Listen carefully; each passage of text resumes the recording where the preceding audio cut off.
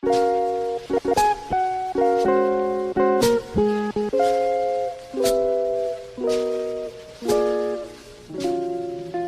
doy la bienvenida. Hoy es 21 de mayo, martes de la séptima semana del tiempo ordinario.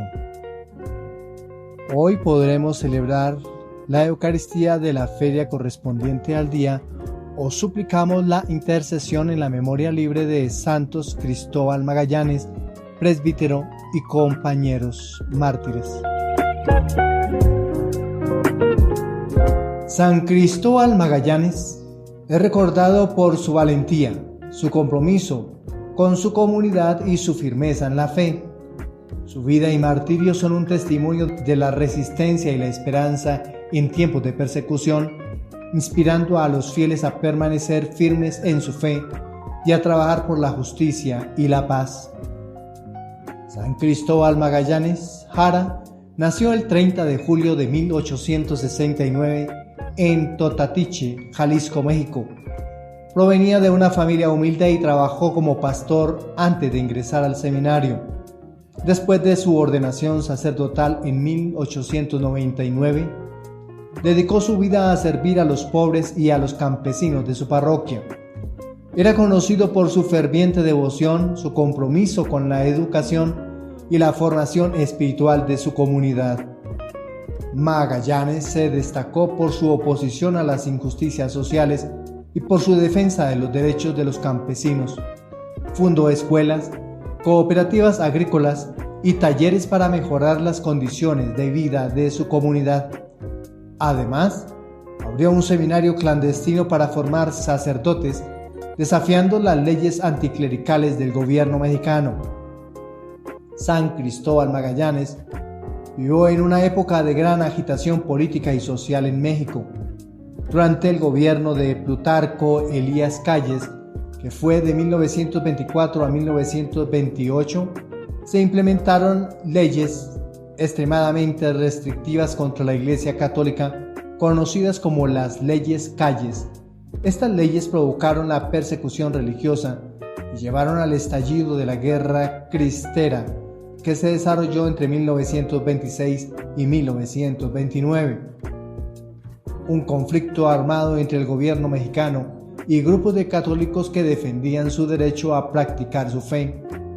El 21 de mayo de 1927, Cristóbal Magallanes fue arrestado sin juicio junto con el padre Agustín Caloca en Colotlán, Jalisco, acusado falsamente de promover la rebelión cristera. A pesar de las torturas y la falta de pruebas, ambos sacerdotes fueron condenados a muerte.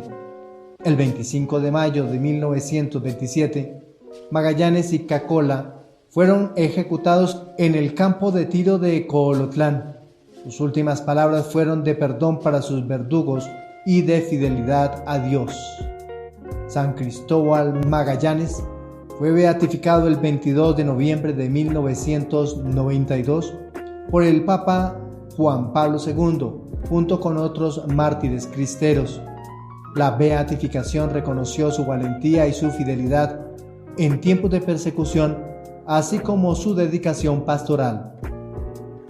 El 21 de mayo de 2000, también bajo el pontificado de Juan Pablo II, Cristóbal Magallanes fue canonizado junto con 24 compañeros mártires, todos sacerdotes y laicos, que murieron durante la persecución religiosa en México. Este acto de canonización destacó el testimonio de fe y resistencia de los mártires cristeros y su contribución a la historia de la Iglesia Católica en México. San Cristóbal Magallanes, recordado por su valentía, su compromiso con su comunidad y su firmeza en la fe.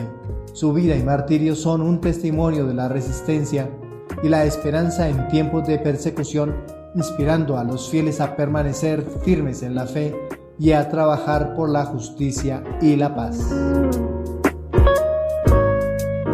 Le invito a disponer el oído, la mente, también su corazón, para escuchar el Evangelio que se nos proclama en este día.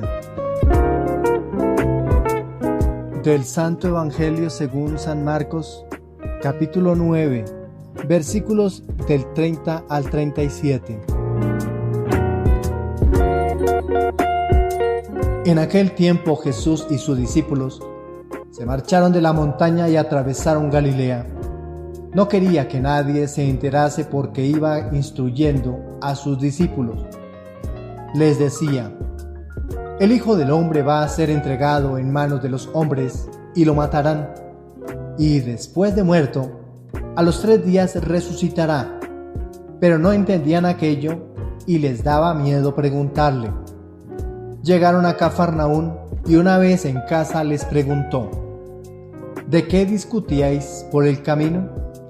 Ellos no contestaron, pues por el camino habían discutido quién era el más importante. Jesús se sentó, llamó a los 12 y les dijo: quien quiera ser el primero, sea el último de todos y el servidor de todos. Y acercando a un niño lo puso en medio de ellos, lo abrazó y les dijo: el que acoge a un niño como este en mi nombre, me acoge a mí. Y el que me acoge a mí, no me acoge a mí, sino al que me ha enviado. Palabra del Señor. Nuestra reflexión para el día de hoy. El primer texto que hoy hemos proclamado es la carta del apóstol Santiago en su capítulo 4, los primeros 10 versículos. Santiago, el apóstol de este día, nos advierte la manera de cómo cuando el hombre pone su confianza en el mundo, se va contra Dios, se generan las discordias. Cuando en la comunidad existen luchas internas, estas se dan por los malos deseos. Cuando el discípulo quiere tener más bienes, más dinero, mejor nivel social, más reconocimiento, cuando nos unimos a la lucha por los deseos del mundo generamos violencia, sabiendo que el discípulo debe someterse a Dios y suplicarle que nos ayude a despojarnos de nuestros deseos egoístas. ¿Qué amas tú? ¿Qué deseas? ¿A qué le dedicas tu mayor tiempo? ¿En quiénes pones toda tu confianza? Quien no ama enteramente a Dios, quien no ama sus responsabilidades, está adulterando su amor que merece Dios o cada una de las personas a las que les debes honrar, amar y responder por las afinidades que tengan. Lo importante es que no apartes tu corazón de Dios, porque llegará el momento en que odiarás a tu Señor por seguir los intereses del mundo, que es egoísta y pendenciero. La lucha es contra el mal y declararle nuestra necesidad de Dios para los combates de este mundo interesado y soberbio. La carta de Santiago es un documento del Nuevo Testamento atribuido tradicionalmente a Santiago, el hermano de Jesús y líder de la iglesia de Jerusalén. Esto es Santiago el Menor. Se cree que fue escrita entre los años 45 y 62 después de Cristo, antes de la muerte de Santiago. La carta está dirigida a las 12 tribus de la dispersión, según lo que nos dice la misma carta en el capítulo 1, versículo 1, refiriéndose a los cristianos judíos que vivían fuera de Palestina. En el contexto histórico de esta epístola, las primeras comunidades cristianas estaban experimentando tensiones internas y externas. Había conflictos socioeconómicos, discriminación y una fuerte tentación de conformarse a los valores y prácticas del mundo. Santiago escribe para exhortar a los creyentes a una vida de fe auténtica que se manifieste en obras de justicia y amor, en oposición a la hipocresía y la duplicidad. En el texto que hemos proclamado hoy, el autor aborda 2 conflictos y disputas dentro de la comunidad cristiana. Señala que las divisiones y peleas son causadas por deseos egoístas y pasiones desordenadas. Santiago llama a sus lectores a someter a Dios, resistir al diablo y buscar la purificación y la humildad. La Carta de Santiago, también conocida como Epístola de Santiago, es una de las epístolas católicas del Nuevo Testamento tradicionalmente atribuida a Santiago, el hermano de Jesús y líder de la Iglesia de Jerusalén, obispo de Jerusalén. La carta se sitúa más o menos en el año 62 después de Cristo, un periodo en que las primeras comunidades cristianas se enfrentaban conflictos internos y persecuciones externas. La comunidad destinataria de la carta está formada principalmente por cristianos judíos dispersos fuera de Palestina, los llamados judíos de la diáspora. Estos cristianos vivían en un contexto de opresión económica y social y enfrentaban la tentación de conformarse a las prácticas y valores del mundo, lo cual generaba tensiones y divisiones internas. El texto que hoy hemos leído aborda específicamente los conflictos y las disputas que surgen dentro de la comunidad debido a los deseos egoístas y pasiones desordenadas de sus miembros. Santiago llama a sus lectores a una vida de sumisión a Dios, resistencia al diablo y búsqueda de purificación y humildad. El texto que hoy hemos leído de la carta de Santiago resalta la naturaleza de los conflictos humanos como derivados del egoísmo y las pasiones desordenadas. Este pasaje enfatiza la necesidad de una transformación interior y una verdadera sumisión a Dios que son esenciales para vivir una vida cristiana auténtica y en comunidad.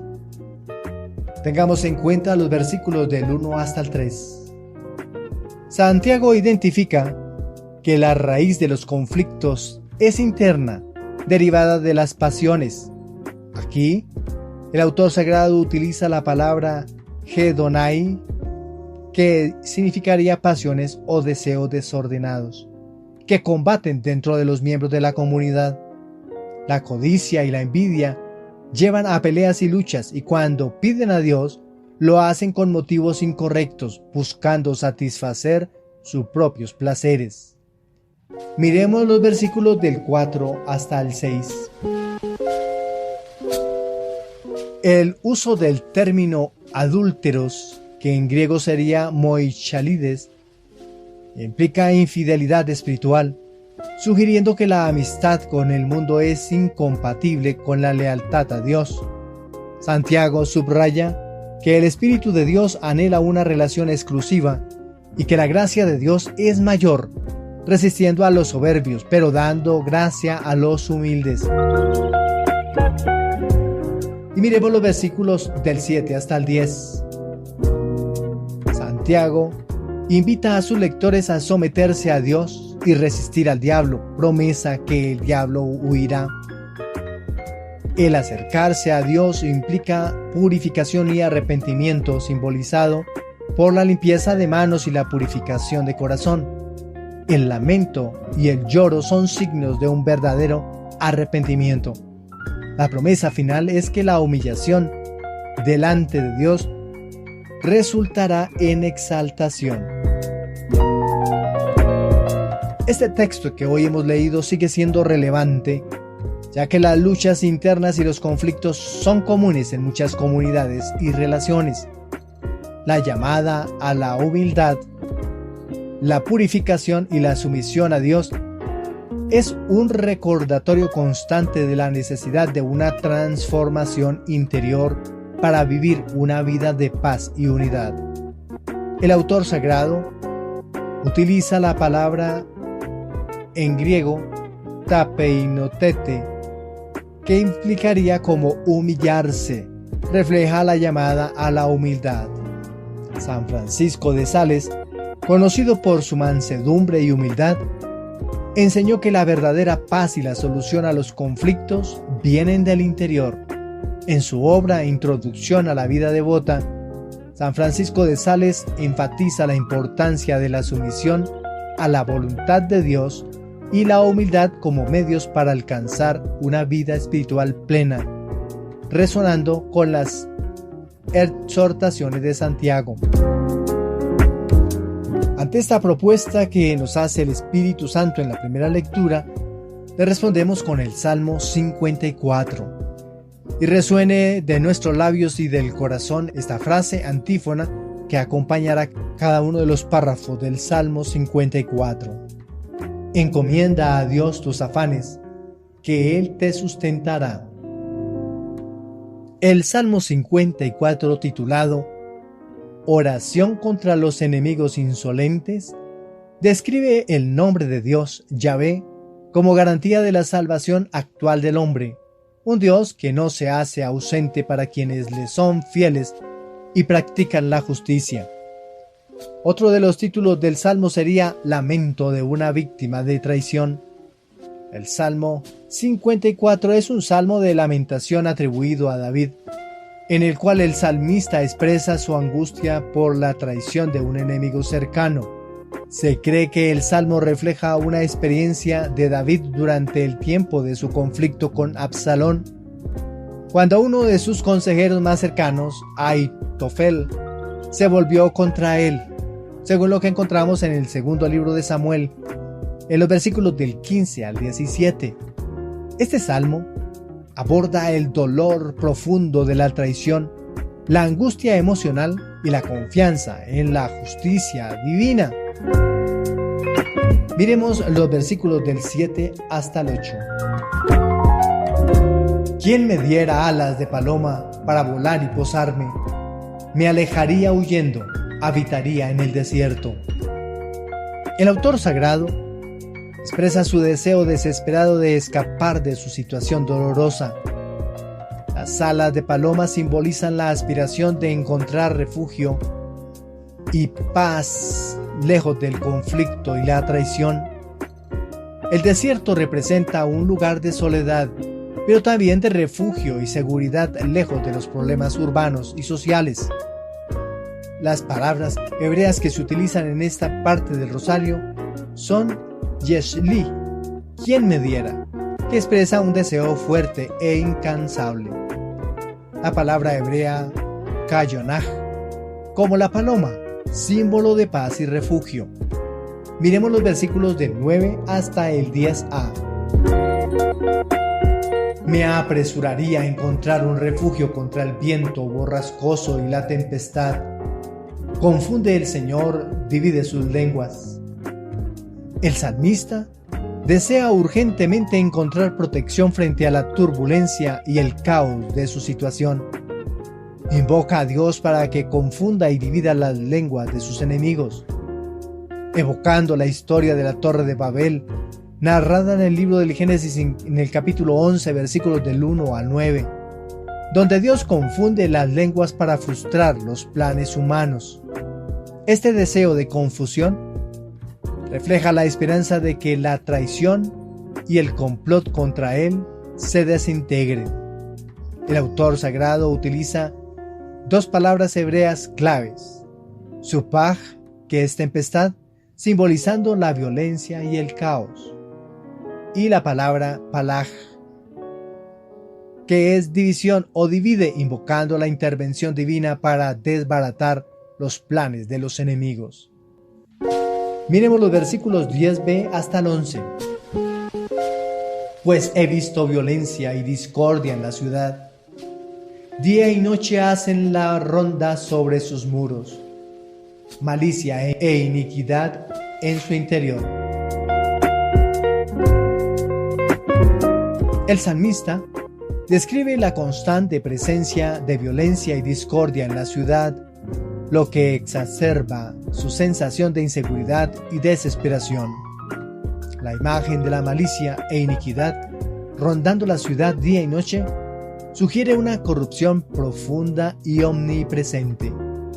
El autor sagrado utiliza las palabras hebreas chamás, violencia, implica una injusticia social y moral, y la palabra amal, iniquidad, señala la corrupción y el malestar continuo. Versículo 23. Echa sobre Yahvé tu carga, que Él te sustentará. No permitirá jamás que el justo caiga. El autor sagrado concluye con una declaración de confianza en Dios. Echa sobre Yahvé tu carga. Es una invitación a confiar plenamente en Dios, quien sostiene y protege a los justos. La confianza en la providencia divina proporciona consuelo y esperanza, prometiendo que Dios no permitirá que los justos sean permanentemente derribados. Echa sobre Yahvé tu carga. La palabra que utiliza el autor sagrado es Yahab, carga, que denota las preocupaciones y ansiedades que deben ser entregadas a Dios. Otra palabra que utiliza el autor sagrado en esta parte es Kol Yamin, siempre, enfatizando la constante fidelidad de Dios. El Salmo 54 surge de una experiencia personal de traición y angustia, probablemente durante el tiempo de David con Absalón y Ahitofel. Refleja el Salmo la profunda aflicción del salmista ante la traición de un amigo cercano y su búsqueda de refugio en Dios. Este Salmo es un testimonio del dolor de la traición y la confianza en la intervención y justicia divina. En la actualidad, el Salmo 54 resuena con aquellos que experimentan traición, conflicto y angustia emocional. Nos recuerda que en medio de la traición y la turbulencia, podemos encontrar consuelo y refugio en Dios. La invitación a echar sobre Yahvé nuestra carga es una llamada a confiar plenamente en la providencia divina, sabiendo que Dios sostiene y protege a los justos. La propuesta del Evangelio. El Evangelio de San Marcos es considerado el más antiguo de los evangelios canónicos, probablemente escrito en el año 70 después de Cristo o posterior a esta fecha. Marcos, también conocido como Juan Marcos, es considerado el autor y su evangelio se caracteriza por un estilo narrativo rápido y directo. Está dirigido a una audiencia cristiana en Roma, posiblemente durante o después de la persecución de Nerón, y enfatiza la identidad de Jesús como el Hijo de Dios y el sufrimiento del Mesías. Miremos la propuesta de los versículos del 30 al 32. En estos versículos Jesús predice por segunda vez su pasión, muerte y resurrección. El título Hijo del Hombre, Ho Huios Tou Anthropou, es significativo, ya que refleja tanto la humanidad de Jesús como su rol escatológico en la tradición judía. Los discípulos no comprenden esta predicción y tienen miedo de preguntar, lo que indica su falta de comprensión de camino del sufrimiento que Jesús debe recorrer. En estos versículos se utilizan las palabras griegas Huios Tou Anthropou, Hijo de Hombre, Paradidotai, es entregado, y Anastesetai, resucitará. Miremos los versículos del 33 al 34. Al llegar a Cafarnaún y estando en casa, Jesús confronta a sus discípulos sobre una discusión que tuvieron en el camino. Los discípulos, conscientes de la naturaleza inapropiada de su disputa, guardan silencio. Esta disputa refleja una preocupación mundana por el estatus y el poder, lo cual contrasta con las enseñanzas de Jesús sobre el servicio y la humildad. El autor sagrado utiliza la palabra griega sioposin, callaban. Indica el silencio de los discípulos, posiblemente por vergüenza o por culpa. Y utiliza además la palabra dialogisestai, que consiste en discutir, pero es como una reflexión o una disputa interna sobre la grandeza. Miremos los versículos del 35 hasta el 37. El versículo 35, entre estos tres versículos encontramos un título bien interesante que es el primer puesto y el servicio. Pero miremos lo que nos propone en el versículo 35 como el verdadero liderazgo. Jesús responde a la disputa con una enseñanza sobre el liderazgo servicial. Si uno quiere ser el primero, sea el último de todos y el servidor de todos. Esto subvierte las expectativas de poder y grandeza, destacando la humildad y el servicio. Las palabras griegas que utiliza el autor son protos, el primero, indicando rango o preeminencia, y la otra palabra griega es diáconos, servidor, que da origen a la palabra diácono. Y miremos los versículos del 36 al 37 donde predomina el niño como ejemplo. Jesús utiliza a un niño como símbolo de humildad y vulnerabilidad. Al abrazar al niño, Jesús muestra que al recibir a los humildes es equivalente a recibirlo a Él y por ende a Dios.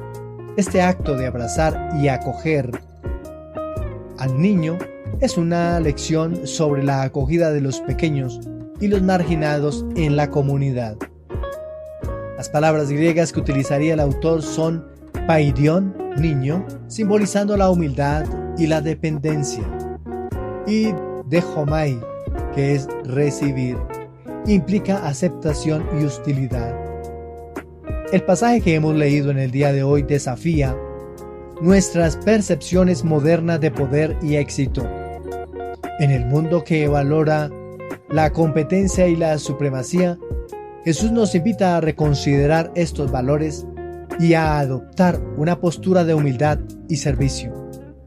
La enseñanza de Jesús de que el liderazgo verdadero se encuentra en el servicio a los demás es una llamada a la acción para todas las comunidades cristianas y sus líderes. La figura del niño sigue siendo relevante hoy, recordándonos la importancia de acoger a los vulnerables y marginados. Al hacerlo, no solo seguimos el ejemplo de Jesús, sino que también nos acercamos más a Dios. San Francisco de Asís vivió y enseñó esta humildad y servicio, abrazando la pobreza y sirviendo a los más necesitados. Francisco encarnó el espíritu de los versículos de Marcos que hemos proclamado en el día de hoy, demostrando que la verdadera grandeza se encuentra en la humildad y el servicio desinteresado. Iniciando este tiempo ordinario, el Evangelio de este día nos ofrece como centro la finalidad de los seguidores de Jesús. El Papa Francisco nos da firme ejemplo de ello. El discípulo de Jesús, a quien el Señor llamó a su iglesia, lo hizo para servir, con amor, sin creerse juez, sino más bien el último. Quien observa y evalúa su itinerario poniendo la mirada en la cruz, apoya a quienes quieren llegar al final y no lo han conseguido. El más importante es quien se quita el manto para servir a los que son de Dios, a quienes hacen parte de la iglesia. También trabaja por convertir más fieles al rebaño de Jesucristo. Jesús instruye a quienes llama para prepararlos al encuentro con el mundo, porque la tarea evangelizadora no es fácil. Va marcada con la señal del martirio. Por tal razón, el Señor anuncia en varias oportunidades el fin de su era mesiánica. El Evangelio de Marcos narra esta situación en 3 oportunidades. Esta es una. Después de la curación ocurrida al hombre mudo y sordo, en la base de la montaña, atraviesan Galilea con la plena reserva para no ser advertido por la multitud. La finalidad era continuar la instrucción a su grupo de discípulos, y por segunda vez Jesús instruye acerca de que el Hijo del Hombre será entregado en manos de los hombres, le matarán y a los 3 días de haber muerto resucitará. De parte de ellos existía temor. Mientras tanto, llegan a casa en Cafarnaún y Jesús preguntó: ¿de qué discutíais por el camino? Los discípulos traían una conversación, quizás por aquello de que había subido al monte junto con Pedro, Santiago y Juan. ¿Quién era el mayor o el más importante? Jesús se sienta en posición para enseñar.